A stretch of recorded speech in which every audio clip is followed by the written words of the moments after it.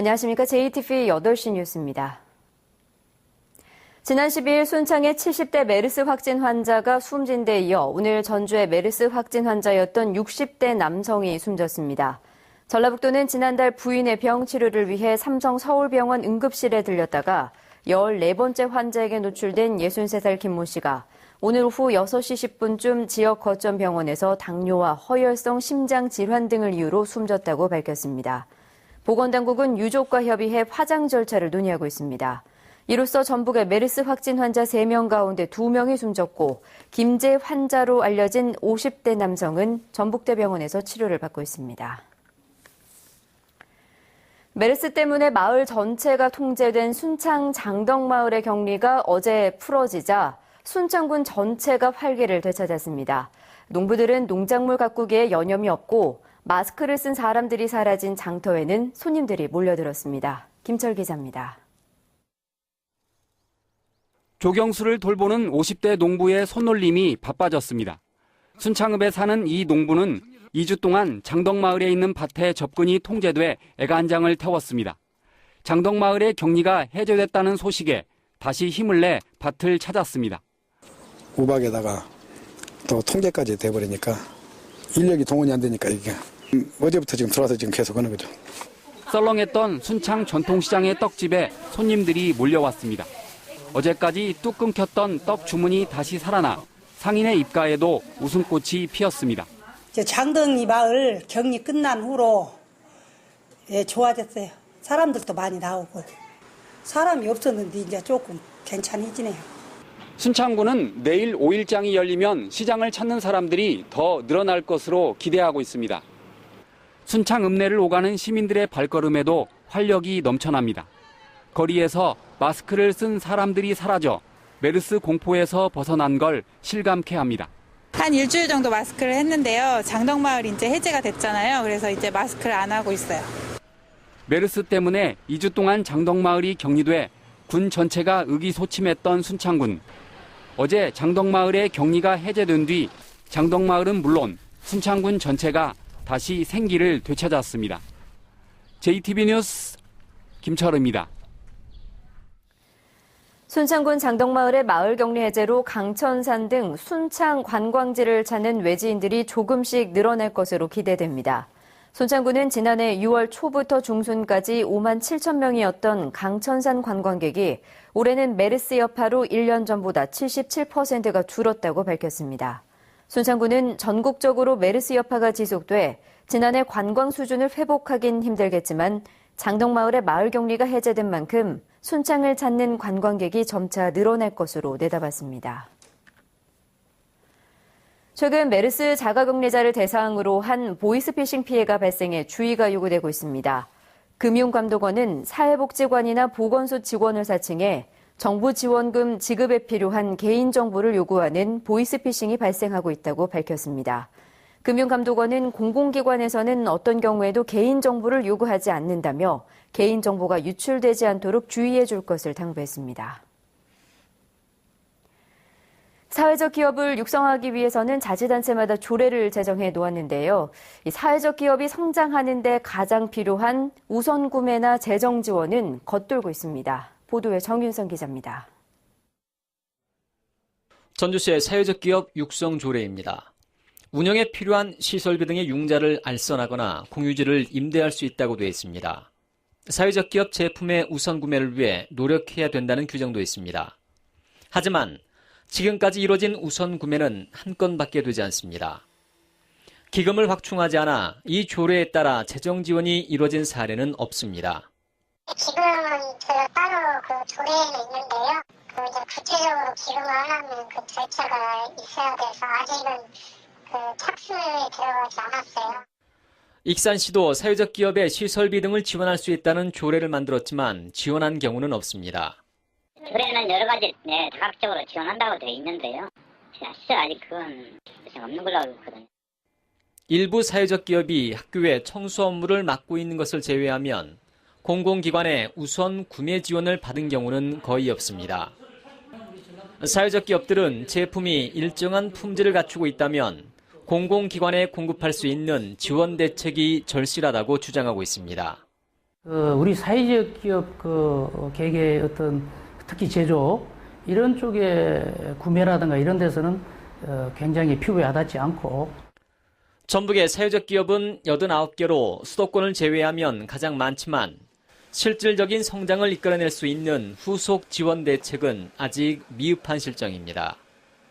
JTB 뉴스 정유정입니다. 익산 패션 주얼리 연구개발센터가 중국과 경쟁력 확보를 위해 도금 비용을 70% 수준으로 낮춰 받기로 했습니다. 익산 패션 주얼리 연구개발센터는 도금 비용을 낮춤으로써 국내 복귀 유통 기업들의 원가 절감과 경쟁력 확보에 효과가 있을 것으로 기대하고 있습니다. 익산시도 패션 주얼리 연구개발센터의 경쟁력을 높이기 위해 시설 보강 등 투자를 확대할 방침입니다. 대학 구조개혁 평가 결과 발표를 앞두고 대학들이 바짝 긴장하고 있습니다. 하위 등급을 받으면 정부의 재정 지원이 중단돼 사실상 강제적 정원 감축이 불가피합니다. 보도에 조창현 기자입니다. 대학 구조개혁과 관련한 정부의 평가 지표는 크게 12가지입니다. 이 가운데 7개는 정량지표, 5개는 정성지표로 나눠집니다. 인터뷰 평가까지 마친 대학들은 이번 주 통보될 평가 결과를 기다리고 있습니다. 정량지표에서 상대적으로 우위에 있는 국립대는 비교적 느긋한 편입니다. 우리 정량과 정성에 대해서 그 지표에 대해서 꾸준히 준비해왔기 때문에 크게 걱정은 하고 있지는 않습니다. 그러나 모든 대학이 마찬가지로 조금 발표되기 전까지는 좀 긴장을 늦추지 않고 있고요. 문제는 사립대입니다. 학생 충원율과 취업률, 교원 확보율 등 주요 평가 지표들은 짧은 시간 안에 해결할 수 없기 때문에 고민입니다. 자율적 구조 조정을 통해 노력했지만 주관적 판단이 개입되는 정성평가가 있어 안심할 수 없습니다. 이제 B등급 이하들은 전부 다 죽여야 되니까 어느 정도씩 자율적으로 정원 조정은 돼. 교육부에서 그렇죠. 그런데 이제 얼마큼은 갑자기 줄이냐 그것이 각 대학들이 이제 좀 고민사항인데. 대학 구조개혁 평가를 통해 당초 정부가 계획한 강제적 정원 조정은 관련 법안이 통과 안 돼 어렵게 됐습니다. 하지만 평가 결과 하위 등급 대학은 국가사업 참여와 학자금 대출 등을 제한해 강력한 구조 조정을 유도할 계획입니다. 전북에서 하위 등급에 포함된 대학은 2곳으로 알려지고 있으며 이들은 다음 달 말까지 교육부의 2단계 평가를 받은 뒤 최종 결과가 확정됩니다. JTB 뉴스 조창인입니다. 전북대학교가 지역문화인력 양성기관으로 선정됐습니다. 문화체육관광부는 전북대학교 등 전국 5개 기관을 지역문화인력 양성기관으로 지정했다고 밝혔습니다.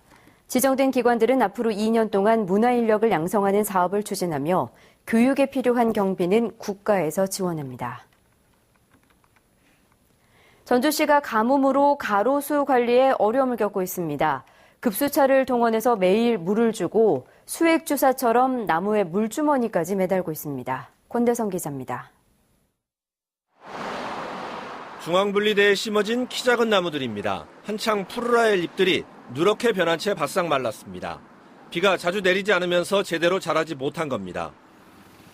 결국 말라 죽는 걸 막기 위해 전주시가 가로수에 직접 물을 주기 시작했습니다. 산불 진화용 차량까지 동원해 매일 한 차례씩 물을 주고 있습니다. 가뭄이 지속됨에 따라 구청에서 급수차를 동원하여 평일은 물론 휴일에도 관수 작업을 하고 있습니다. 가로수마다 주머니가 한두 개씩 매달려 있습니다. 수액 주사처럼 천천히 땅에 물을 공급해주는 물주머니입니다. 물주머니는 심은 지 1, 2년가량 된 가로수에 매달고 있습니다. 뿌리가 완전히 자리 잡지 못해 가뭄에 더 약할 수밖에 없기 때문입니다. 일부 가로수들은 잎들이 말라가고 있습니다. 생육을 돕기 위해서 물주머니를 달았는데요. 물주머니는 하루 종일 이렇게 물이 점차 떨어지기 때문에 계속적으로 습도를 유지하는 데 도움을 주고 있습니다. 올 들어 전주의 강수량은 243mm로 평년의 70% 수준입니다. 메마른 날씨에 도심 가로수 관리에 비상이 걸렸습니다. JTB 뉴스 권대성입니다. 이달 말부터 돼지고기 이력 번호 표시 위반을 집중 단속합니다. 전라북도는 이달 말부터 돼지고기 이력제 위반 행위를 집중 단속해 위반 사항이 드러나면 과태료를 부과한다고 밝혔습니다. 단속 대상은 이력 번호를 표시하지 않거나 거짓으로 하는 경우, 거래 내역서에 기록해야 하는 사항을 기록하지 않은 경우 등입니다. 전주시가 불법 광고물에 대한 처벌을 강화합니다. 전주시는 불법 광고물 적발 시 광고주 위주로 부과해온 과태료를 앞으로는 불법 광고물 설치자와 관리자에게도 물리기로 했습니다. 또 대량으로 불법 광고물을 설치할 경우 과태료 부과 한도와 상관없이 불법 광고물 수만큼 과태료를 계산해서 부과하기로 했습니다. 오늘 오전 0시 20분쯤 군산의 한 산업 폐기물 창고에서 불이 나 4시간여 만에 꺼졌습니다. 이 불로 창고 건물 480제곱미터와 폐기물 200여 톤이 타 소방서 추산 2,700여만 원의 피해가 났지만 인명피해는 없었습니다. 경찰서와 소방서는 정확한 화재 원인을 조사하고 있습니다.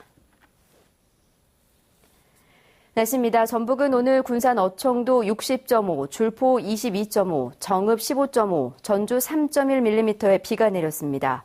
오늘 낮 최고 기온은 24도 안팎으로 비교적 선선했습니다. 내일은 동부 내륙 지역에서 5에서 10mm의 비가 내리겠고 낮 최고 기온은 25도에서 28도가 예상됩니다. 내일 서해안 지역은 대체로 흐리겠습니다. 군산 내일 아침 최저 기온은 18도, 낮 최고 기온은 26도까지 오르겠고 서해 앞바다 물결은 0.5에서 1.1m로 일겠습니다. 동부 내륙 지역은 오후 늦게 소나기가 내리고 미세먼지는 보통 수준을 보이겠습니다. 내일 전주는 아침 최저 기온이 18도, 낮 최고 기온은 28도가 예상됩니다. 전주기상대는 당분간 비 소식 없이 다음 주 목요일과 금요일에 비가 내릴 것으로 내다봤습니다.